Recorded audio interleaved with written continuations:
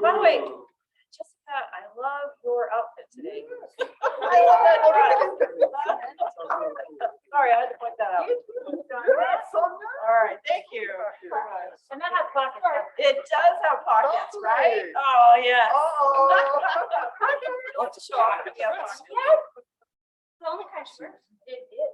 But a lot of them have pockets. Okay. Oh, we got this one. All right. All right, so our mission at 1 Million Cups is to lower the barrier to access to education and resources and connections for all entrepreneurs. And right, we have a local mission as well as a national mission. We work towards this mission by creating a consistent program, which means we don't let just anyone come up here and talk. We're going to talk to them, make sure that they're not just trying to sell you their product. When they're up here talking, they're going to be sharing their journey as an entrepreneur, so you kind of learn from it. Then they're going to share their challenges, and then you as the audience get a chance to maybe help them with those challenges. Maybe ask them questions that will think about their business in a different way. And there we are, all alone in New Mexico. And if anyone here is a business, has a business and wants to present, you might check out the other locations. Many of them are also doing hybrid like we are. So you can present all across the country without having to leave. Thank you, no, it's okay. Our key pillars are presentations, not pitches. So we're not trying to sell. We're not trying to make our business look perfect. We're talking about authentic connections, right? So not just handing everybody your business card and running out the door, right? We want to talk over a cup of coffee, and it's run for the community, by the community, and we want to continually be radically and intentionally inclusive. So including all kinds of entrepreneurs, all kinds of businesses. And this is our mission statement. I'm not going to read the whole thing to you. Basically, you don't have to do this alone. Oh, sorry. Oh, it's okay. If you have a business and you've sold to someone who was not your mother, please definitely apply. We'd love to have you present. And this is our community members who support this organization through a lot of work and making the magic happen every Wednesday. We never cancel except during holidays. We have Paul Sauter, who's back from his trip around the US. We have Adam Sparks-Brechtel, who's in the back. Lisa Adkins, who is also the COO here at Fat Pipe ABQ, and also runs her own business. So she's got a lot going on. Eric Rins-Whitmore, ecosystem developer, right over there. And myself, Sonia Doing, I am a publisher, author, all those things. All right, so our sponsors are Fat Pipe. We've had just everything. We've had 1 Million Cups here for how many years? 8 years. Fat Pipe has hosted us. And I remember, well, pre-pandemic, we would fill this whole room. So we love Fat Pipe, and thank you for letting us be here all these years. Well, thank you, Stu. Yeah. Thank you for letting us be here all these years. Jason Collin Photography, who is our official photographer. More Than Organized, who brings the creamer. So thank you, Miriam. GOS Capital, who pays for our coffee. So thank you, GOS Capital. Noventum Custom Software, who brings the donuts. So thank you. All right, and that's it. Thanks for joining us. If you're going to post on your social media, make sure you use the hashtag 1MCABQ. This is an event that Paul wanted to share. Hi, folks. Yes, this is an event out of sequence. Next week is Banned Books Week. So the American Library Association has been observing Banned Books Week for a number of years. It's particularly relevant this year, and some folks have gotten involved. There will be live readings at libraries. On Sunday, Emily DeAngelis, who some of you may know as a city councilor candidate, will be reading with friends from banned children's books. And on 3 different dates and places, including following 1 Million Cups next week at noon, I will be appearing as Guy Montague, the protagonist of Ray Bradbury's Fahrenheit 451. So believe it or not, a book about burning books has ended up on the banned books list. So strike a blow for intellectual freedom. If you can't go to any of these events, go to www.bannedbooksweek.org and look at the list. There's a literary organization that has named the top 100 novels of the 20th century. 48 of them are on the banned list. So look for books that have been banned. Those are the ones you want to read. I hope we'll see you at these events. I guarantee if you go to any of these, you'll have an experience you'll remember for quite some time. Thank you. All right. Thank you, Paul. Is that it for? Okay. All righty. And I think next up is Eric. Oh, my heavens. Good morning. What's feels like fall. It's all sorts of good stuff. So I have the privilege of introducing our first presenter this morning, or main presenter this morning. And I just wanted to say a couple things before that. So as a ecosystem builder, community builder, one of the things that I often do is I'm looking around kind of always. I'm always aware of what kinds of events and activities are happening around town that are doing a good job of bringing people together. So I'm always looking for ways like, how can we use that or leverage that or show up at some kinds of events? And putting that aside for a second, I'll also mention that we've talked a little bit in this room over the past 8 years and 3 weeks, 8 years and 4 weeks, about networking versus making connections.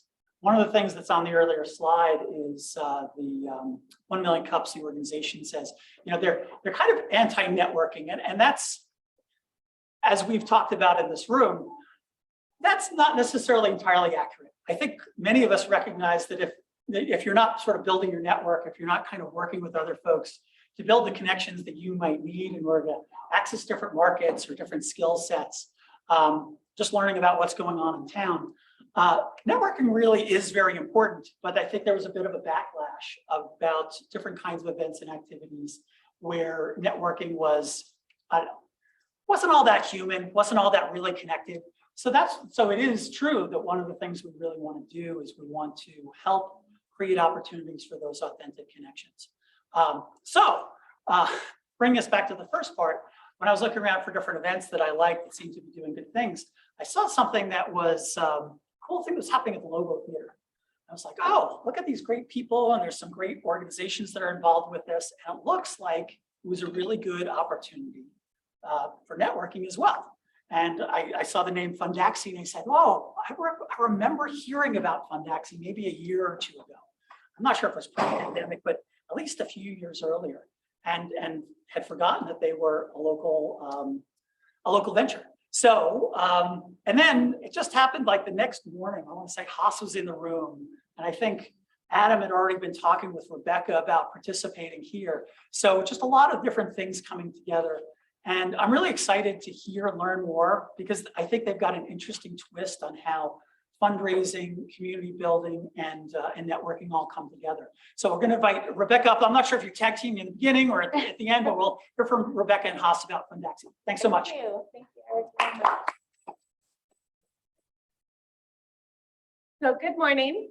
Thank you very much, first of all, for allowing us to come in and present to you guys at the 1 Million Cups meeting. I'm Rebecca Chavez. I am the HR and Marketing Director for Fundaxi, and this is Haas. I'm Haas. I'm the founder of Fundaxi. Haas wants to be on camera on the Zoom audience. Oh, Be okay. on this side. Is that good? There you go. Perfect. Is that good? Yes. You can even move over just another foot, both of you. There you go. So that you're not. Now we've got it. Edge. You got it? There you go. All right.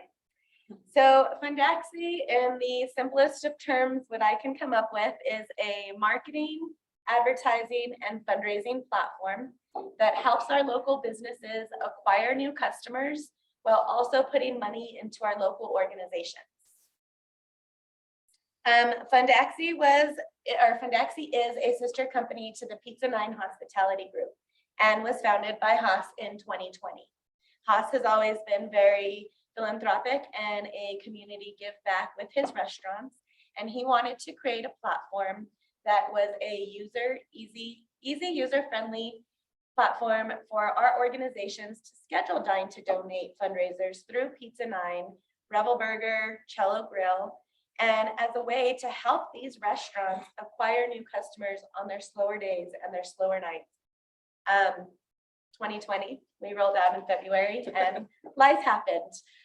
So we definitely took that time to revamp our website, come up with new strategies, come up with new ideas. on how we can help our community achieve these successes. Let's see. Since the formation of Fundaxi, we have shifted from the digital concept. We started everything online. We quickly realized that people weren't ready to pre-purchase fundraising money before going to an actual fundraiser location. It works for some of our locations, but others it wasn't. So we introduced the classic fundraising concept, but with transparency at the forefront. So we wanted to make sure that we were creating a dine to donate experience that was benefiting both the local organization using the restaurant, as well as adding revenue to the restaurant on a slower day or slower night. And we've also implemented our new business angel program. Our business angel program is industry specific. I have several angels in this room today, and I thank you guys all very much for being here and supporting us here and supporting us at our monthly mixers. Our business angel program, we have monthly mixers for each community networking chapter to bring together our businesses, our business partners, our business angels with our Fundaxers to build those relationships. When Fundaxi started and we met as a team to establish our goals, one of our goals that we started with was establishing a platform that supports our community and helps local businesses acquire new customers. With that, of course, came challenges. The challenges that we've seen through this in reaching this goal is being able to communicate the value of Fundaxi to our audience. Because we have different segments, our restaurant partners, our business angels, our community organizations, each one has a different purpose. So communicating the purpose to each one of our segments and explaining it in a way that each segment knows that we work together to benefit your business and benefit our community is one of our really big challenges that we've had. So if you sit with one of our Fundaxi associates, you sit with Haas, you sit with me, I'm able to break it down so you explain it. But if we're in a situation where we have 30 seconds or we're in an event, it's a lot harder to grasp the concept of Fundaxi. One of our other challenges is communicating the realities of networking. You know, as we've said, networking proves to be successful for every entrepreneur. It's a benefit that brings you new business and that gets you to be involved in your community. And that's something that we truly thought would help raise Fundaxi. And that's why our business angels were established. And of course, the product buy-in to ensure people understand and know the benefits and why Fundaxi was created to not only help our community, but help our local business come back and rise back up after this pandemic. Our next goal was to grow our follower base. Because we are a new startup company, that was challenging. We had to start our social media from scratch. We had to hire people. We had to get rid of people, bring in new people with new strategies to help us build our social media, to help us build posts and content that was easily read and interpreted by our audience. We had to determine who our target audience is. Are we going to focus on our organizations and our networks and our nonprofits this month, and then focus on our business angels, or do we do it all at one time so we can build all together? These are challenges and questions that came up that we're still working through, and we'd love your suggestions on that as well. And then translating new elements of Fundaxi to our website. We have an amazing chief technology officer who has built our website from scratch. And people have said it's like Facebook, or it's like, you know, a new age web link. But with that comes challenges, because we need to ensure that people can use our website and navigate through our website. Our third goal was educating our community. Challenges with that is determining what events do we go to? Who's going to capture our audience and who's going to understand and want to listen to us? Explaining the differences between our Fundaxers, our business angels, and our partners, and conveying the power and the limitations of networking. Because when when we started our Fundaxi Business Angel program, we thought that this was going to be an avenue to help our local communities, our team moms and our coaches get additional donations without having to do bake sales and car washes. You use, for example, Adam with Sparks Flow. You hire him, you tell him it's because he's a business angel.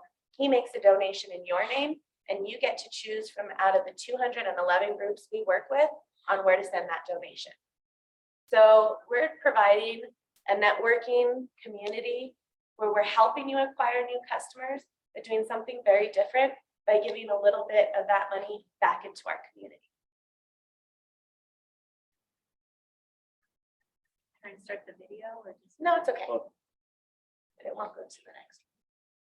The next one. It just shows that, you know, our tagline and our goal is business, fun, philanthropy. Just some of our social media, couple examples of our fundraiser flyers. Our system generates the fundraiser flyers for the organizations. It's free for them to join and free for them to use our platform. And these are some pictures from our networking events. So Rebecca, you know, really, she's been with us about a year, and she's really passionate about it. So we are really passionate about this. And you know, Fundaxi, and I'm really excited to be here today, basically because so many entrepreneurs, I mean, we love to get your suggestions and anything that you see, because you might be looking at it from different angles. We basically, when we started Fundaxi, was because of a need. You know, we owned a lot of restaurants, people will come in, they ask for donation, say, well, I got a slow Monday night, Tuesday night, bring in your group, we'll get you a percentage. So that was really the whole idea, bring in a percentage. So we did a lot of fundraising. So if we did $1,000 Monday night, we end up doing $3,000 and donate 20% of that extra $2,000. That's they make $400. I can make my payroll and all of that. So it was really, you know, getting the money and getting it back to the community. And then we looked at it. It wasn't really that transparent, because if you brought in 4,000, I mean, we did a fundraiser in Farmington, and they ended up running out of everything, almost $15,000. So if you write them a check for $700-800, they can't still say anything. So we wanted to make that transparent. And that's what we call fundraising transparency. So we created the digital part, which was where they would go buy funds from for that restaurant. So, and they will have a dashboard. They know exactly how much is coming to them. So that was the most exciting part of our business, of how we set that up. And so we offer, like Rebecca mentioned, we offer digital if the restaurant wants to do digital, or if they want to do the classical, where they would add up all your tickets and they write you a check. And we have restaurants that donate from 10% to, we have Kolache Factory that donates 100%. So you take them $3,000 business, they write you a check for $3,000 because they love first-time customers. So we are a matchmaker.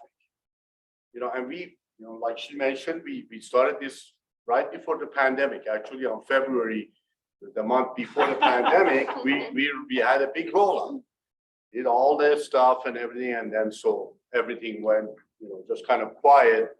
And that was the whole idea. We wanted to be a matchmaker with all these restaurants all over the globe.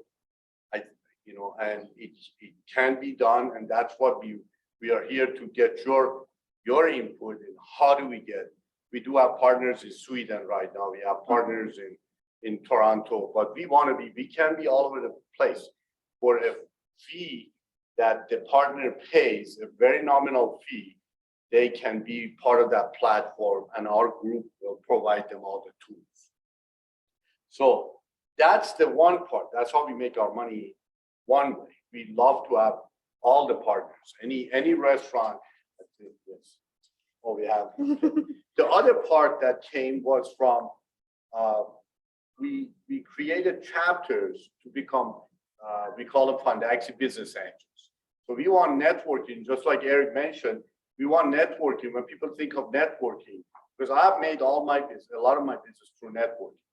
So we want a chapter to be in everywhere in the world. If you're familiar with BNI, you go to Istanbul, Turkey, there is hundreds of chapters of BNI. But ours, the twist to ours is if they do a business with one of our members, then they have to make a donation to their name. So we call it business philanthropy and fund. And that's the other thing we currently have about close to a couple hundred members right now, 160. And but that's the challenges this is Albuquerque born. The group is really passionate about doing it. We like all the feedback, whatever we can do to take this. Everything is intellectually trademarked, patented, all of that is all set. Great team we have, but we need all the input we can get. So I think we're at the right place. Do you have anything else to wrap up and then I can get into Sure. questions or? Okay. Yeah, we could do that. I just want to say, since we've started Fundaxi, our successes have been that we have 154 business angels registered. We have 3 active chapters. We're getting ready to launch our Albuquerque 3 chapter, our Santa Fe chapter, and looking to launch Los Lunas by January. We have 32 restaurant partners registered that help us with the Dine to Donate concept. We have generated over $100,000 for these restaurant partners, with about 50,000 of that going back into our community groups, into our community organizations. We have 211 different nonprofit schools, sports teams registered throughout the state of New Mexico, California, Sweden, and Canada, and we are in 11 cities. So the success rates have been great, but like any other startup company, there's challenges and there's always ways to improve. So we would definitely like to get your guys' suggestions. And this is just a quick business philanthropy and fun is what we're all about. Please come to our next business mixers, check us out, let us know your thoughts and see how we come together as a community to help our community. And that's pretty much it.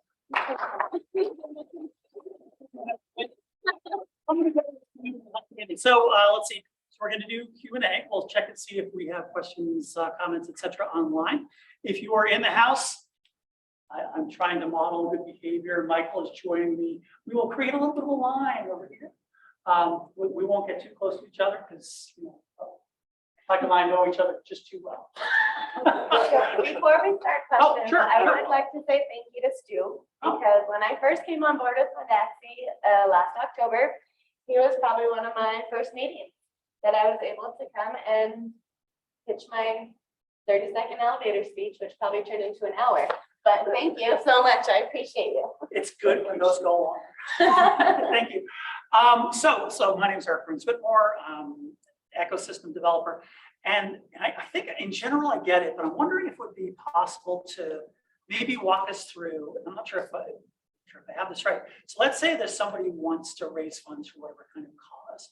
Can you walk us through kind of what the steps would be, whether you would plug them into an existing event or whether you would create some other event? How do you bring together the venue and the other kinds of players in order to make something like that happen?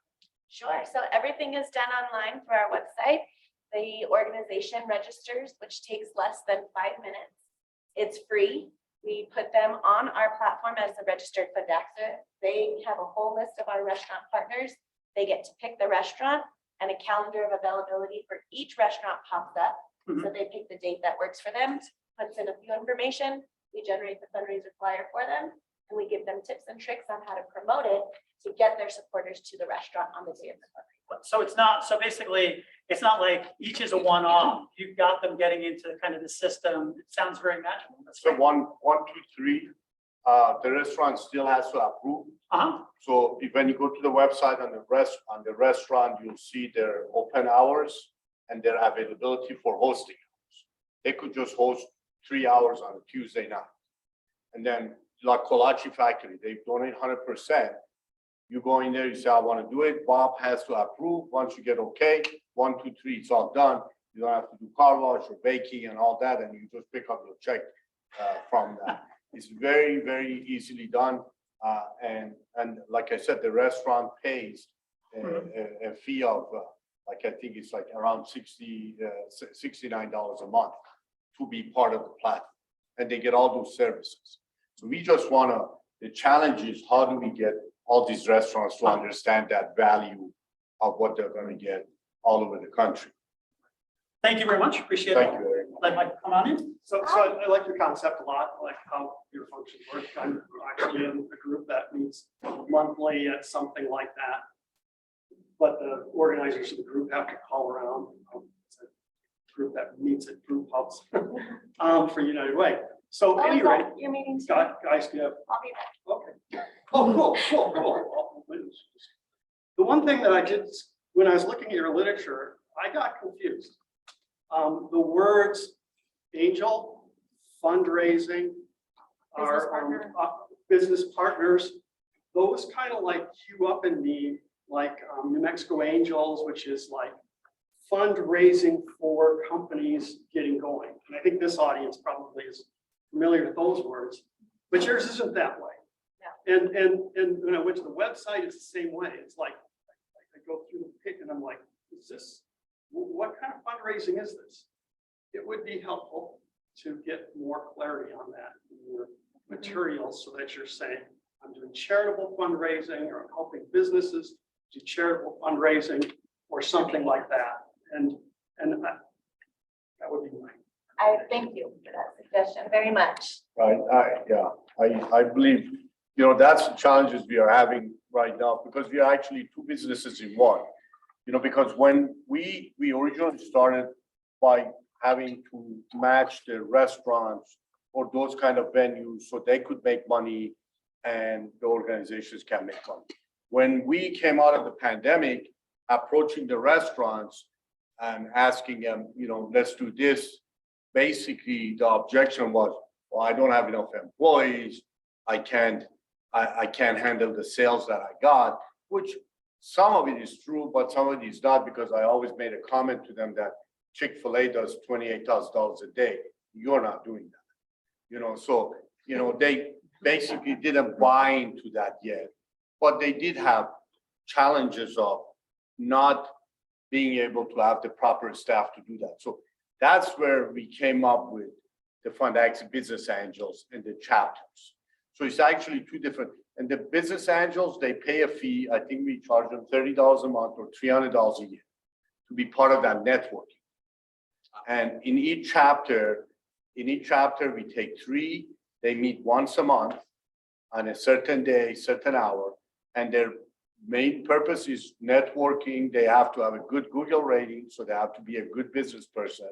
And they also have to be able to donate. So if you do. I totally get that. So, I'm just saying that the terminology And you're that right. they're using, the Right. language is confusing. No, and you're right. And that's what we're working on just to make sure we get, but I appreciate that feedback. Thank you. Great presentation. Thank you. My name is Zach Azar. I'm a software engineer and entrepreneur. Related to this communication and what you're talking about and really being able to explain the process of the businesses, something you could consider is, and you might already have this on the site, I haven't been on there in a little bit, but one of those like animations that kind of walks you through, it shows you kind of really simply like give money to here, and it's like cartoony and like it's very inviting and explains the whole process in 30 seconds. I'd consider maybe looking into something like that, potentially even 2 of them, one for your business partner side, one in like Dine and something, sorry. Thanks, Jenny. Dine to donate, and then also on the angel side, the networking side, because they're very different, and it might be easier to explain in that way. And you could look on something like Fiverr or Upwork.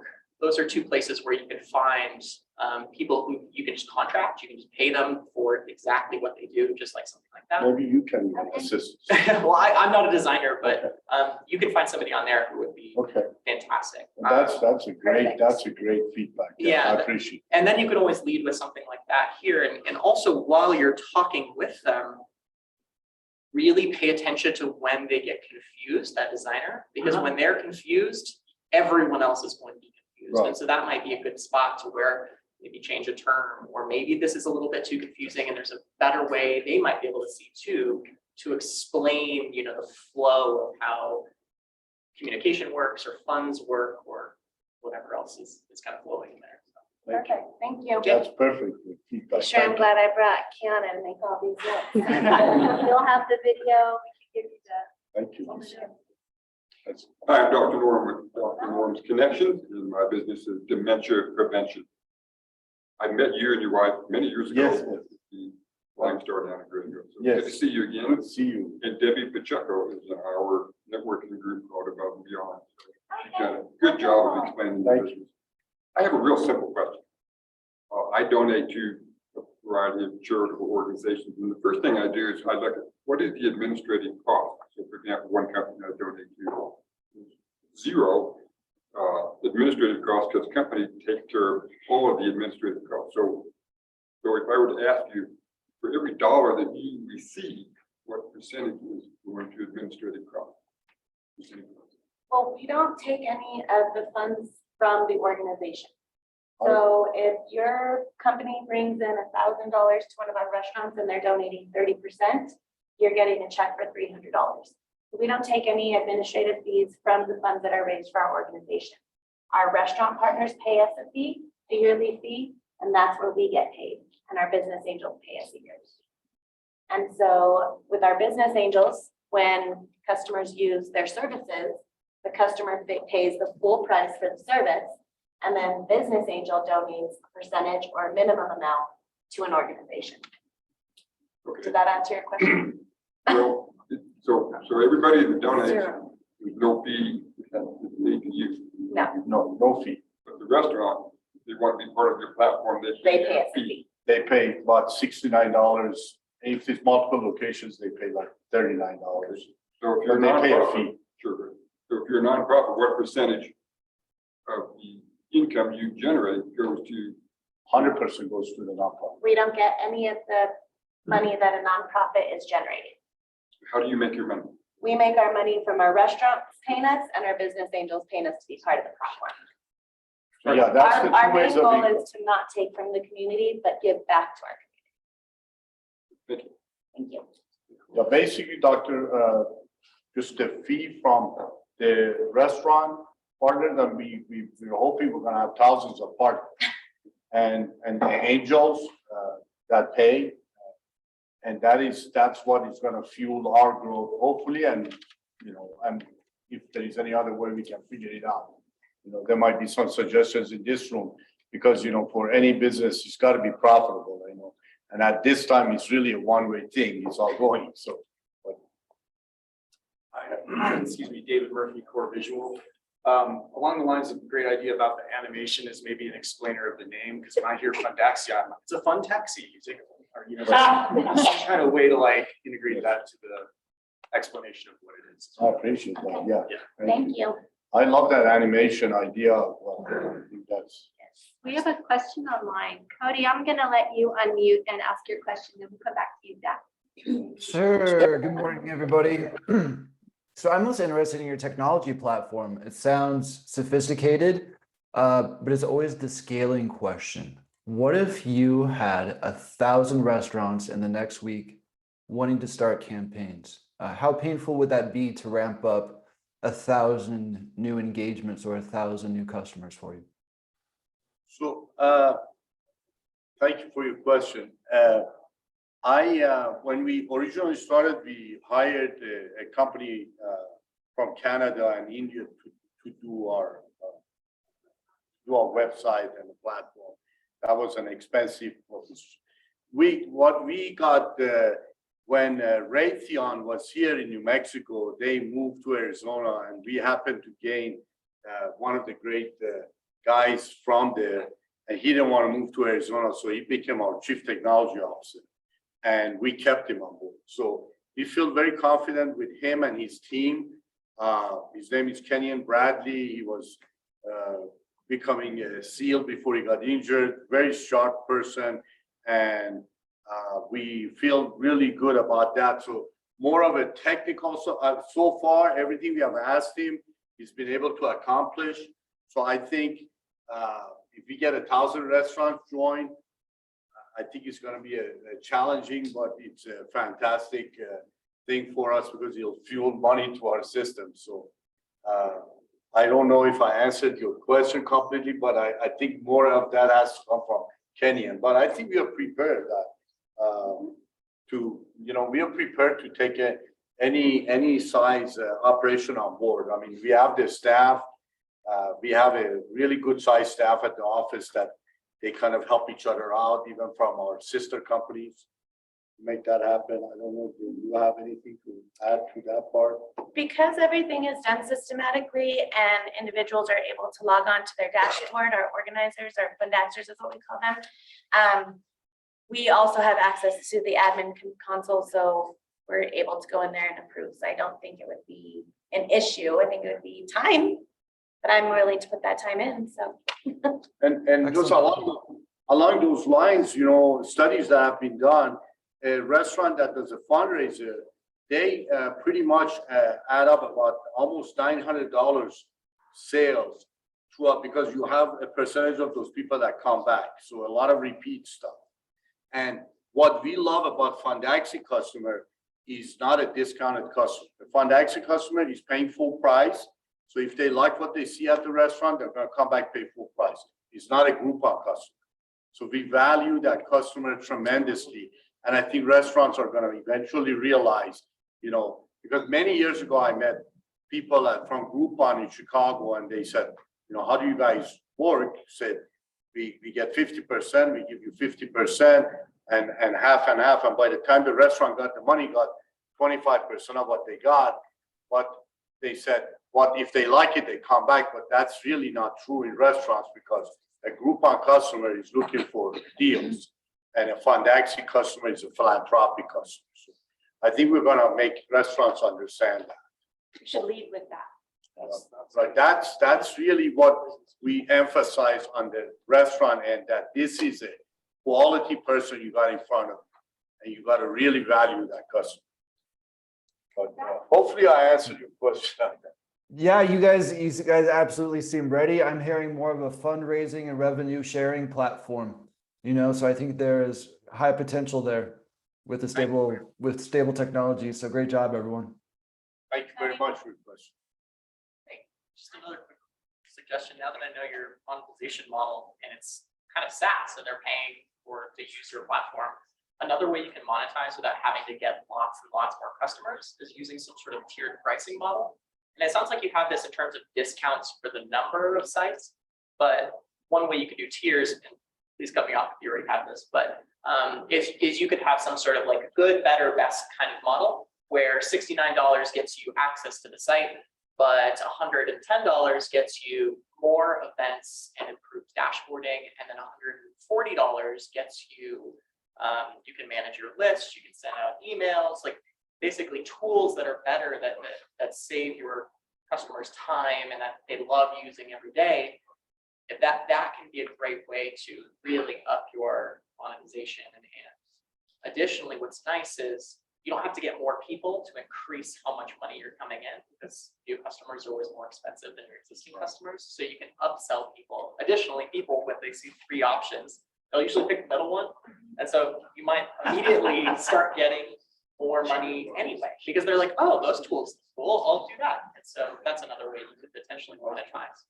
That's great. Thank you. I do want to make a note that we have a community presentation today, so I am going to cut off questions in about 5 minutes. Okay. Up to you guys how far you can get the line. Looks like a lot of interest. Barbara Yeah. Dawson with Purple Mulch, good to see you again. One of the things that I know Debbie has talked about in our group is the networking events, and we're really not even touching on those, but you've got these networking events that are going around town that I can go to the Lobo Theater, I can go. So if you would speak a little bit to that, just that we all know, oh, there's a networking event we can attend or pay to become a member of, or whatever. Yes, so our networking community groups, we allow 3 businesses of the same industry join. So that way we're not making it competitive, but rather exclusive. So we have, each group has a set day of the month and time that they meet. So our Albuquerque 1 chapter, we have 68, 70 businesses in that one. We meet on the last Wednesday of every month, 8 to 9:30 at the Cello Grill. Our Albuquerque 2 chapter, and The reason we just call them Albuquerque 2, Albuquerque 1 is because we don't want to create a demographic area. We want it to be beneficial for every place in Albuquerque and in New Mexico. So as our industry-specific categories start getting full, then we start building new chapters to allow other people to join and create another community where they're doing business together, feeling good about it, and putting money into their community. And it costs to be a member. The Yeah, cost, sorry, the cost to be a business angel is $300 per year right now per chapter. Right, and you can, we want to be the go-to place. We know there is so many networking events. You know, you can go to Chamber of Commerce and all of that, but we want to be the go-to place. I think people that love networking, they just love a lot of networking, because that's how they get their business. We don't consider those as competition. We consider those as addition. Thank you. Good morning. I'm Franklin Wilson. I run a private foundation. I'm also a farmer. How did you reach those participants in Sweden, Canada, and what are you doing to throw your net wider, broader? So I had managers when I opened a restaurant overseas. They happened to live in Sweden. They opened a Pizza 9. They gave them the license rights to open a location in Pizza 9 there. So they're part of our platform. They're actually getting ready to open the second and third location. So that's how that became. Then at one time I did consulting work with different restaurants, and I did a consulting at the group in Toronto. So that's kind of knowing them. Personal connection. Personal. What's your plan for expanding? Well, we love to expand. We think this thing can really, with the right group, it can blow. You know, it can do really well. But that's what we are here, just trying to figure out what we have to do that. Get there. Contractors. It's not. Yes, we're going to be hiring contractors, which we do have right now, to take over those different cities. Contractor and then franchising. So we have put the franchise package together for the business angel part. So that whole package is complete, but we're not ready to do it yet until we get the right group to get. So we get New Mexico and ready to go. Where your test location? I see that balance. You need the restaurants and you need the participants. Exactly. Come back here next year, he says, wow, you have 2,000 business angel members, and in a market like this, you're generating so much revenue, then he speaks really high about what can be done, and we really believe it can get there. And our goal is to get up to at least 600 Fundaxers by the end of 2023, because our Fundaxers are going to start seeing the value of using our business angel services, because now they know that they're going to go out and pay for something. Why not go and pay full price for something and then feel better knowing that a portion of that service that you just paid for gets to go back to a community organization that's close to your heart. And so that's one of our goals, is to make sure that we increase our Fundaxer base. You guys come and stick around. Yeah. I've already had to send people back. Yeah, we'll Thank you. definitely be around, and we really appreciate that, and we are available like that. Anytime we come see you so we can help us out.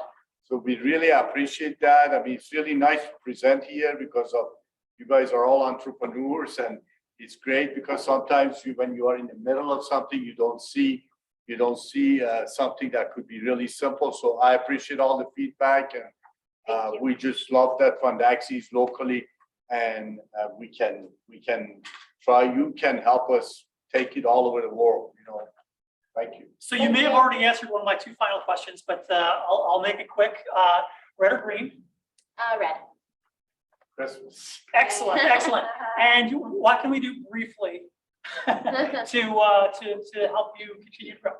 You guys know restaurants that want to become part of our platform, please, my business card is there. Give them my information. And if you guys are part of any nonprofits, community events, we'd love to get you on the platform for free. Thank you. Awesome. I know I've got some follow-up questions, but I'll ask them in space. One quick announcement before we have our other larger announcement. So just a reminder that Imagine ABQ, who spoke last week or the week before, that's coming up next weekend. deceptively simple, like a lot of these things. Just clean up your yard, take a picture, let somebody know. If you go to the site, imagineabq.com, make sure I got that right. Yes, imagineabq.com. If you go to the site, that'll give you some more information. If you're trying to do something where you're arranging for more things to happen in your area, like you're doing a park or you're doing Arroyo or something else, it's good to get online early because there are a couple of things you need to do on the 22nd to hook up with the different fire department locations that are helping support the effort. But thanks very much. Really appreciate the presentation this morning. Thank you.